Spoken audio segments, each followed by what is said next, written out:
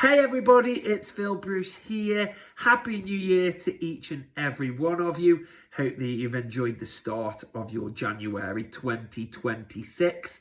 In today's video, we are going to talk about how to start your training and exercise right in 2026 into the new year. Now, if you've had the Christmas and New Year period off, you've enjoyed it with family, you've reduced or even stopped your training, your exercise, it's really important to be wary about how much exercise you do to start off with into this new year. Be cautious about it, because if we've rested, if we've done nothing or we've done very little, we've allowed the muscles to recover, which is great, but we've just not activated them much, we've not stretched them much, we've not pushed them through much, and we've not put much tension on it. So they've kind of gone into that mode of relaxation. They've gone into that mode of not being used to having much workload over the week or two. But then if we go back and think, right, okay, we're going to start the new year with a bang. We are going to go from, let's say, you've done one or two little workouts over Christmas and New Year, and we think, do you know what, we're going to train each and every day. We're going to do 1 to 2 sessions a day because we really want to start off well. We want to start off sharp. Now, the intentions are good and the idea is good and the purpose is good, because you want to start it off well. You want to get yourself fit, you want to get yourself toned, you want to get your body moving, you want to feel better about yourself. You know, we can't knock those things. But you've just got to think, if your body's gone from a state of relaxation, it has gone from a state of not putting much tension, much work and much force onto it, and you're really then hammering it, you're going at it 100 miles an hour, you're putting loads of strain, loads of stress, loads of emphasis on the muscles, on the body, on the heart, the lungs, cardiovascular system, respiratory system, the whole lot. Now, this is where it goes from, it's that kind of going from 0 to 60 too quick, or 0 to 100 miles an hour far too quickly. And what can happen and what tends to happen is your muscles are then put through too much. They're getting really, really tight. They're getting exhausted. They're getting tired.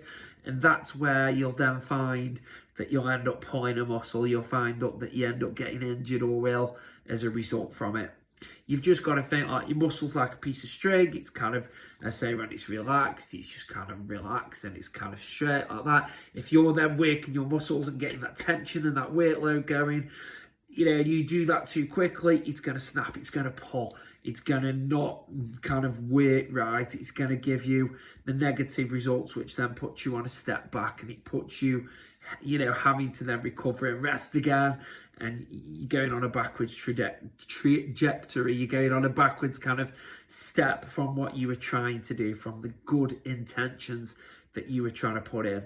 So it's important that, as I say, if you have kind of gone from that state of not training at all or doing very little to then try and gradually up it, so we can get the body adapting, we can put that workload, that force onto it, but it's not too much that the body can't cope with it, but it's still allowing that adaptation, allowing the build up to happen, to allow your body to get used to the exercise again, and allow it to work up, and allow your fitness to get better, to allow you to get bigger, stronger, more flexible, whatever you're trying to do there.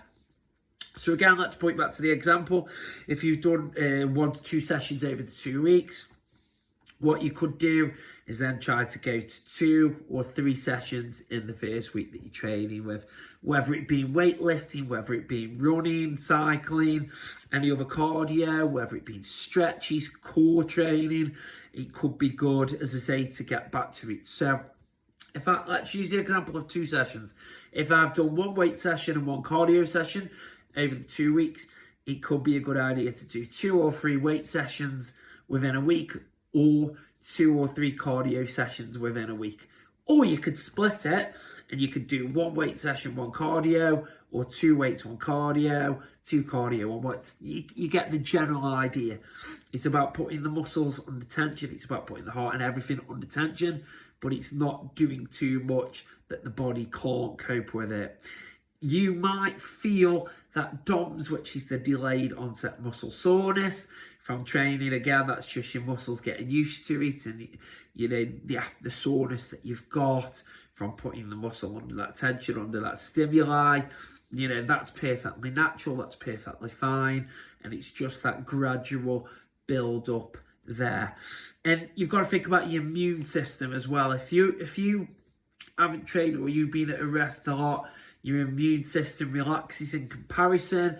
Your immune system, just as I say, not it drops, but it's just not got that workload that's on it. Now, if you then go and really strain it and stress it and work it again, the immune system has to work even harder to fight against colds, bugs, viruses, all that kind of thing.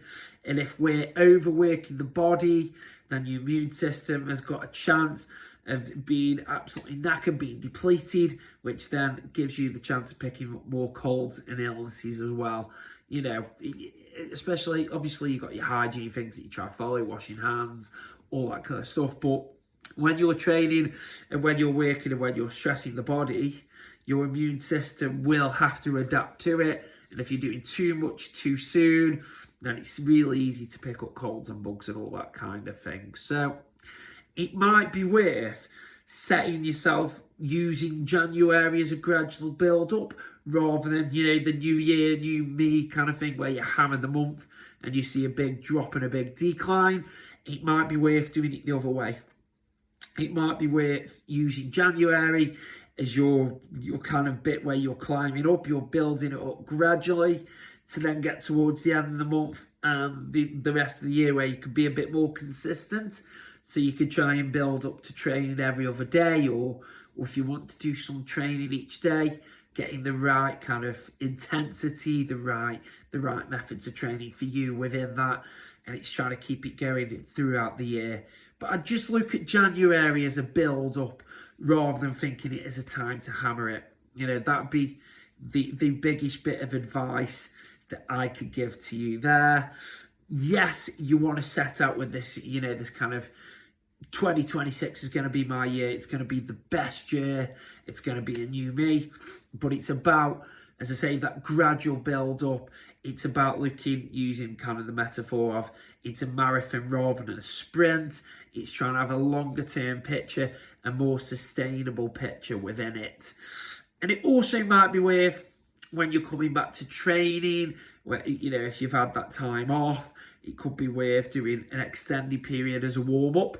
So it's just allowing your muscles to get ready for the workout again, allowing the body, allowing the mind to get more used to it and getting ready to do your workout. So it could be, rather than a 5-minute warm-up, you can do a 10-minute warm-up, for example, whether that being a light set or two on the weights, whether it being a bit of a cardio warm-up and adding dynamic stretches. So moving stretches, doing those for longer, you know, those could be ideas as well. And it could be just giving yourself a bit more rest time in between your sets if you're doing HIIT training or you're doing spreads, if you're doing weight training, just again to allow you to build into that more gradually.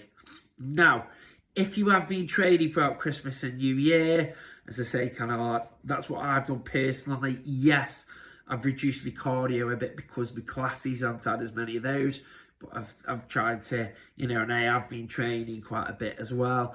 And again, sod's law, yeah, I've got a bit of a cold at the moment, but it's not like a full-on cold or full-on flu. It's just one of those things. Now, if you are training quite regularly, again, you can look to try and get it to what you were used to, your pre-Christmas training. You know, if you're aiming for that, you could try and do that a little bit sooner, a little bit quicker, or you could set yourself new targets and do new methods of training or more training, and again, build it up a little bit quicker than if you were doing nothing at all or very little beforehand. But again, I'd just be nice and steady, and I'd do it on a gradual basis just to build into that. So again, for me, yes, with my classes starting next week, that'll be an uptake on the cardio. So I'll be doing an extra 2 or 3 cardio workouts next week. But because I've kept my weight similar over Christmas and New Year, I've still been doing weights 6 times a week. What that'll allow me to do is, you know, that it's allowing me to keep the consistency within my weight training. That bit won't be affected too much for when the cardio sessions come into play. So it won't be quite as much of a build up for me, or quite as much as a reset for me, because I've been doing other stuff. But it's just having in mind that if you are starting your new exercises, you're starting your new training program, just have a think about trying to do it more gradually. Have a think about how we can make it a longer term, more sustainable thing, rather than just hammering it and thinking January's our month. We've got to have a more logical and long-term approach. And I think the final kind of little hint I could give you for now is get your recovery sessions in, so you could go for a nice walk in between your sessions or on rest days, just to keep the muscles and the blood flowing, just to allow that recovery and help with the DOMs. And try and get some stretching in as well. Again, if the muscles are being worked when you're training, they're going to be tight, you're going to feel it a bit, the tension's there. Just try and have a stretch just when you can, even if it's once a day. Just stretch certain muscle groups. 15 seconds for maintenance, 30 seconds for developmental flexibility. So basically it means either you're maintaining your level of flexibility or you're trying to get more flexible. Try and add that to your routine, and hopefully that will help with your recovery, and it'll help you to train as well. So I hope you found that video and those tips nice and useful. I'll be making another video soon, and as always, if there's anything you want me to cover or anything you want to talk about, please let me know, and I will more than happily do that for you. Enjoy your Friday, and I look forward to seeing you on the next video. Bye for now.